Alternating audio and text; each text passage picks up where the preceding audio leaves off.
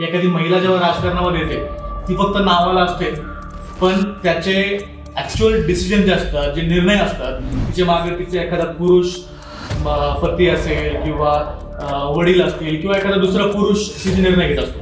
तुमच्या केसमध्ये असं होईल का? नाही नाही कारण मी स्वतः सुशिक्षित आहे. मी बरेच महिलांमध्ये बऱ्याच कार्यामध्ये मी सहभाग घेते. काही महिलांच्या समस्या असतील त्या मी समजू शकते. आज मी आहे सातारा जिल्ह्यातील फलटण कोरेगाव मतदारसंघामध्ये. या मतदारसंघामध्ये शिवसेनेकडून जे उमेदवार उभे आहेत त्यांची राजकारणातली पहिलीच पिढी आहे.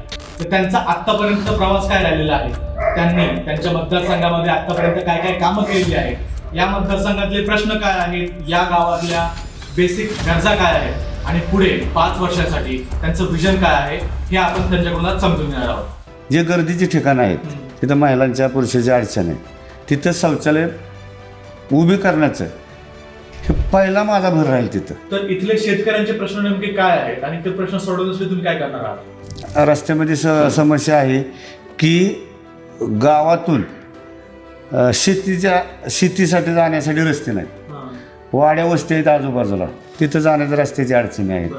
त्या रस्त्याकडून आपल्याला जायचं म्हटलं तर दिव्याची सोय नाही. दिवे नाही. हां, तुमच्या गटातील लोकांनी तुम्हाला का मतदान करावं मला हे सांगा. मला सगळ्यात पहिल्यांदा तुम्हाला हे विचारायचं आहे, तुमची राजकारणातली पहिली पिढी आहे. मी ज्यावेळेस गावामध्ये चर्चा केली त्यावेळेस मला लोकांनी हेही सांगितलं की तुम्ही मजुरी देखील केलेली आहे, तुम्ही गौंडी काम केलेलं आहे, भरपूर एकदम छोट्या लेवलवर तुम्ही काम केलंय. मग तिकडून तुमचा राजकारणापर्यंतचा प्रवास आतापर्यंत कसा राहिलेला आहे? मी सर्वसामान्य कुटुंबात आलेलो आहे. माझा प्रवास म्हणजे माझं शिक्षण 10वी पर्यंत. त्याच्यानंतर आमचे वडील गौंडी काम करत होते. मी बिगारी काम 4-5 वर्षे, गौंडी काम 5-6 वर्षे केलं. त्यानंतर कंस्ट्रक्शन म्हणजे कॉन्ट्रॅक्टर या नावाने रेणुका कंस्ट्रक्शन या नावाने नावारूपाला आलं. ते 15 ते 20 वर्षाचा कालावधी आजपर्यंतचा. त्यातून मी गोरगरिबांची घराची कामं केली. मी त्या परिस्थितीनं आलो त्याची जाण त्याची जाण ठेवून मी लोकांना जेवढे मोबदला देतील त्या बरेच लोकांची मी घराची कामं केली. पत्र्याची घराची कामं केली, शेडची कामं केली. आता RCC क्षेत्रात मी जसं पुढं युग जाईल तसं RCC क्षेत्रात उतरलो. जो मोबदला मिळेल त्या परिस्थितीने मी कामं करत आलो. तर माझा मित्रपरिवार असेल, सर्वसामान्य लोक असतील, तुम्ही असं जे करताय तर असं पुढे जाऊन राजकारणातून का जात नाही तुम्ही? तर म्हटलं मला राजकारणाची आवड नाही, मला समाजसेवेची आवड आहे. तर त्याच्यानंतर लोकांनी असं केलं की आम्ही साहेबांना सांगतो, तुमची शिफारस करतो, आता चान्स आलाय तुम्हाला OBCचा तर तुम्ही सोडू नका, ह्यातून तुम्हाला अजून लोकांची सेवा करता येईल. असे बरेचसे लोकांनी मला सांगितले, मित्रपरिवार असेल माझा, असं मला सांगितल्यामुळं मी थोडासा विचार केला की आपल्या आर्थिक परिस्थिती आपले स्वतः आपण काय करू शकत नाही. तर आपल्याला एखादं पद भेटलं तर आपण त्याच्यातून बरीचशी लोकांची सेवा करू शकतो. सेवा अशी की सर्वसामान्य महिलांच्या शौचालयाची अडचण आहे, रस्त्याच्या अडचणी आहेत, त्याच्यानंतर पाण्याच्या काय अडचणी आहेत लोकांच्या ग्राउंड लेवलला. मी माझ्या डोळ्याने समोर बघितले आणि मी त्या परिस्थितीनं आलोय. लोकांना काय अडचणी असतात हे मी स्वतः अनुभवलं. त्यामुळे परत मी विचार केला, कुटुंबात सर्वांना विचारलं की बाबा आपल्याला आता पर्याय नाही की लोकांची सेवाच करायचं असेल तर आपल्याला हा मार्ग आहे. हिंदू हृदय सम्राट बाळासाहेब ठाकरे मी डोळ्यासमोर ठेवून 80% समाजकारण आणि 20% राजकारण हे धोरण डोळ्यासमोर ठेवून मी राजकारणात उतरलो. ताई, आता तुम्ही राजकारणामध्ये तुम्ही देखील उतरलात. मला तुम्हाला आज प्रश्न विचारायचा आहे की आपण जेव्हा राजकारण पाहतो, कुठल्याही पातळीचं राजकारण पहा, जनरली समाजामध्ये असं धारणा असते की एखादी महिला जेव्हा राजकारणामध्ये येते ती फक्त नावाला असते, पण त्याचे ॲक्च्युअल डिसिजन जे असतात, जे निर्णय असतात, तिच्या मागे तिचे एखादा पुरुष पती असेल किंवा वडील असतील किंवा एखादा दुसरा पुरुष तिचे निर्णय घेत असतो. तुमच्या केसमध्ये असं होईल का? नाही नाही कारण मी स्वतः सुशिक्षित आहे. मी बरेच महिलांमध्ये बऱ्याच कार्यामध्ये मी सहभाग घेते किंवा आमचे बचत गट असतील किंवा महिलांच्या सभा, या प्रत्येक कार्यक्रमामध्ये मी असते.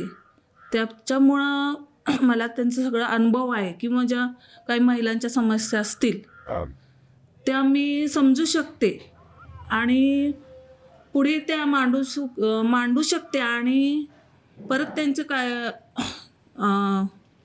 समस्यांचे निवारण करण्याचा मी प्रयत्न करू शकते. मी स्वतः निर्णय घ्यायला सक्षम आहे. बरोबर. आता मला पुढचा प्रश्न तुम्हाला विचारायचा आहे की आता हा जो मतदारसंघ आहे इथे आमदार देखील शिवसेनेचे आहेत, तर आतापर्यंत तुमच्या मतदारसंघामध्ये तुमच्या आमदारानं म्हणा तुमच्या पक्षानं म्हणा काय काय कामं इथे केलेली आहेत? आमदार महेश शिंदे साहेबांनी इतकी कामं केल्यात की मी सांगू शकत नाही. इतकी कामं केल्यात की असं कुठलं काम नाही की त्यांनी ठेवलंय पाठीमागं. गोरगरिबासाठी एवढी कामं केल्या. दवाखान्याचं असेल, पाण्याचे प्रश्न असतील, रस्त्याची कामं असतील, गटाराची कामं असतील, म्हणजे अशी कुठलीच लोकांची समस्या त्यांनी पाठी ठेवलेली नाही. अजून काय विकास राहिला असेल त्यांच्या डोळ्यासमोर आहेच विजन की आपल्याला सुशोभीकरण करणं किंवा काय अशा बऱ्याचशा गोष्टी त्यांच्या डोक्यात आहेत की करायचं आहे त्यांच्या डोक्यात. काही कामं तुम्ही मला सांगू शकाल?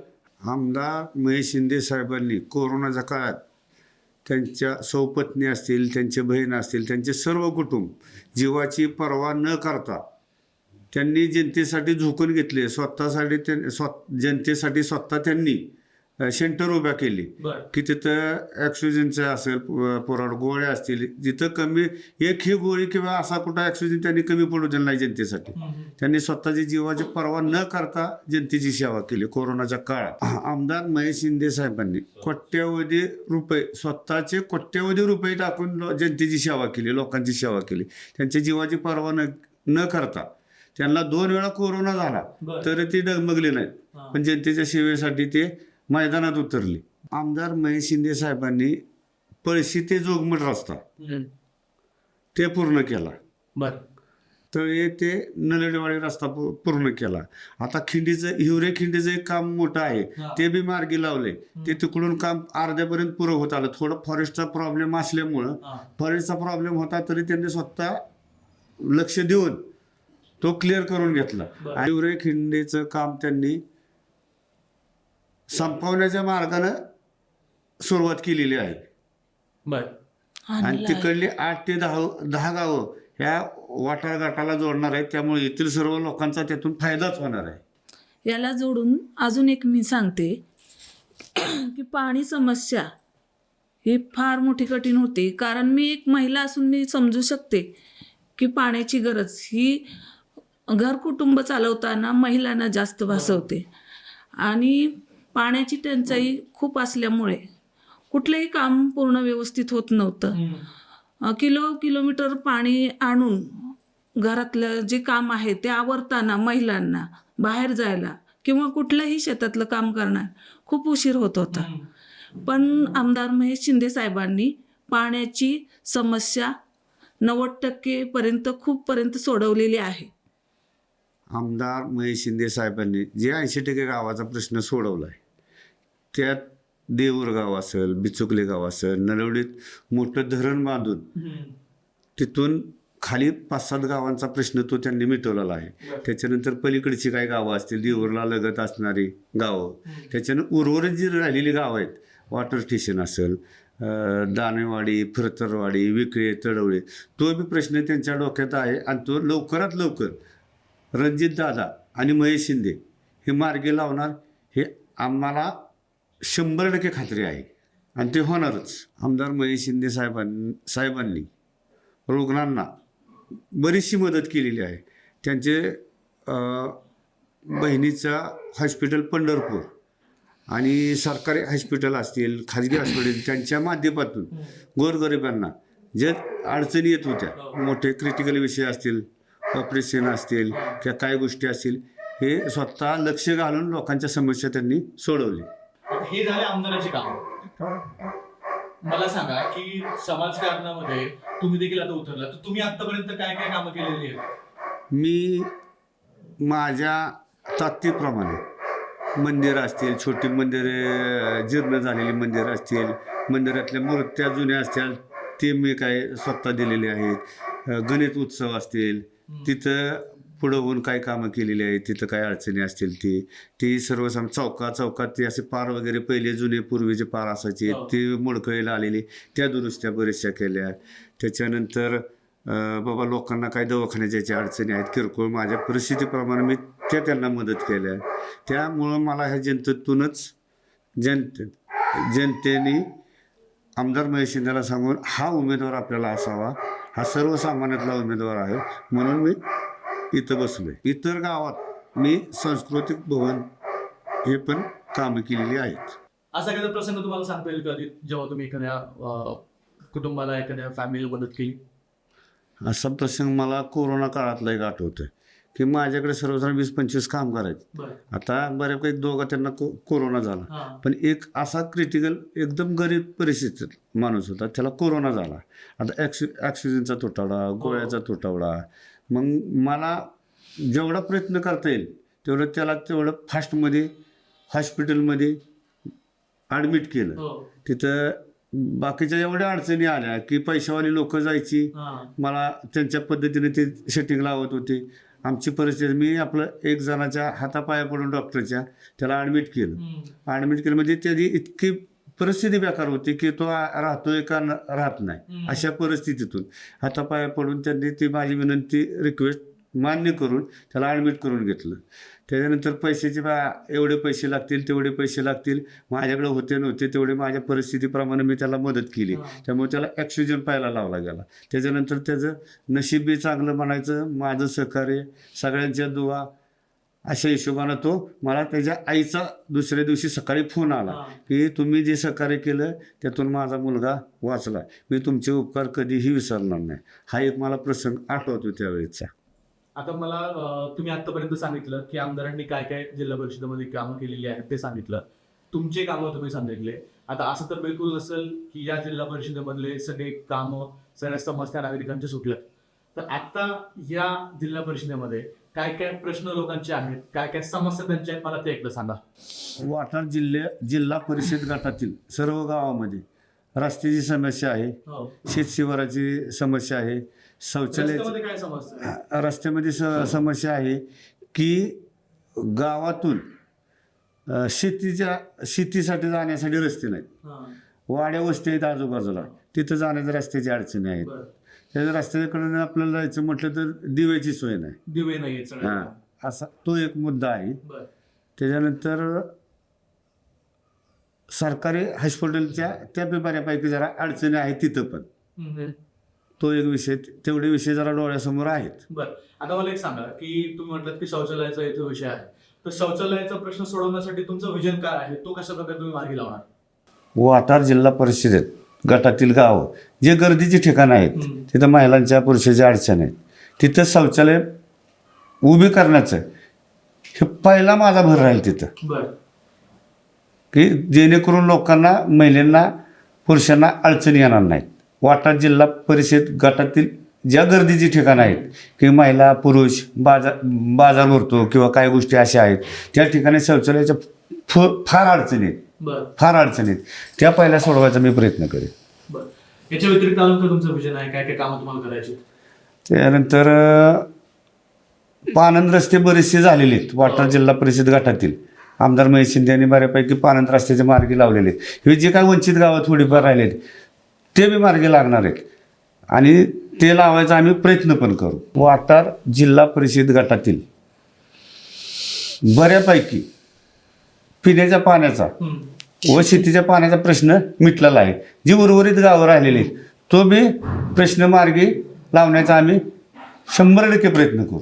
मुख्यमंत्री देवेंद्र फडणवीस आणि मुख्यमंत्री एकनाथ शिंदे यांनी महिलांच्या प्रगतीसाठी किंवा महिलांसाठी खूप प्राधान्य दिलेले आहे.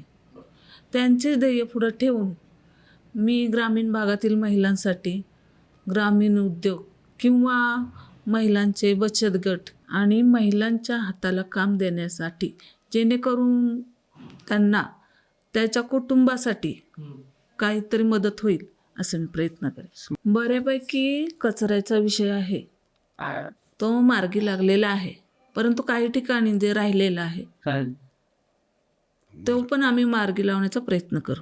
मला शेवटचा तुम्हाला एक प्रश्न विचारायचा आहे. तुमच्या गटातील लोक तुम्हाला आता पाहत असतील. तुमच्या गटातील लोकांनी तुम्हाला का मतदान करावं मला हे सांगा. माननीय माजी खासदार रणजितदादा निंबाळकर साहेब व आमदार महेश शिंदे साहेब यांनी बऱ्याच काही विकासाच्या समस्या दूर केलेल्या आहेत, पण थोड्याफार काही राहिलेल्या असतील तरीसुद्धा आम्ही त्यांची साथ घेऊन या प्रश्न सोडवण्याचा प्रयत्न करू. मला जनतेचा मतदान रूपी आशीर्वाद मिळाला तर त्यांनी दिलेल्या संधीचं मी नक्कीच सोनं करून दाखवेन. आता ताई, आपल्या गटामध्ये, आपल्या या तालुक्यामध्ये शेतकऱ्यांची संख्या खूप मोठी आहे. हो. तर इथले शेतकऱ्यांचे प्रश्न नेमके काय आहेत आणि ते प्रश्न सोडवण्यासाठी तुम्ही काय करणार आहात? माझा शेतकरी जे लोक आहेत म्हणजे मतदारसंघ किंवा समाज आहे, हो. तर त्यांना रात्रीचं शेतीसाठी पाणी देण्यासाठी जायला लागतं. हो.